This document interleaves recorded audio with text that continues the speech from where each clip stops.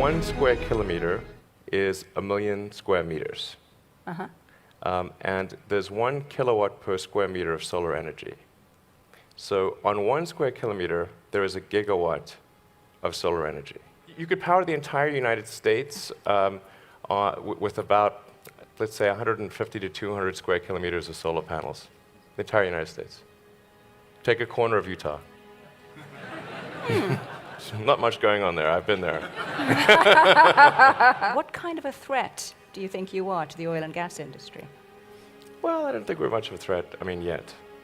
Yet. I mean, the more obvious threat is that we're going to run out of hydrocarbons to mine and burn.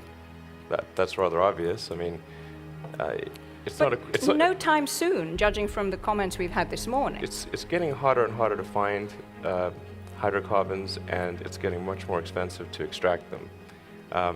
And really, we're just arguing about the when hydrocarbons run out or become prohibitively expensive, not if.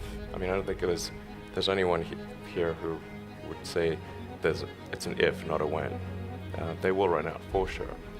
So what will... So you don't think, I mean, you are, a tech guy, right? You're a physicist and an engineer. You call yourself the chief architect of I tend to view things from You don't think that human standpoint. Ingenuity and technology and resourcefulness will mean that we will still have abundant fossil fuels available? Not. I mean, this has been going on for some time. They think you've reached the boundaries, and yet they find more. And look at the whole shale gas revolution. There are time extensions on the game, but the game is going to come to an end.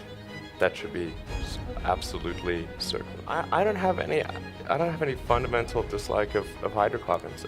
I simply look at the future and say, what is the thing that will actually work? And using a non-renewable resource obviously will not work. So we must find an alternative. It seems that investing in the solar resource is the thing that's really going to preserve the long-term future, not so much the oil and gas. I mean, that's a temporary thing. In the future, we'll look back, and by the future, I'm not talking about super far in the future, I'm talking about towards the end of the century. We will look back on gasoline-powered cars the same way we look back on coal, as sort of a quaint anachronism that's in a museum.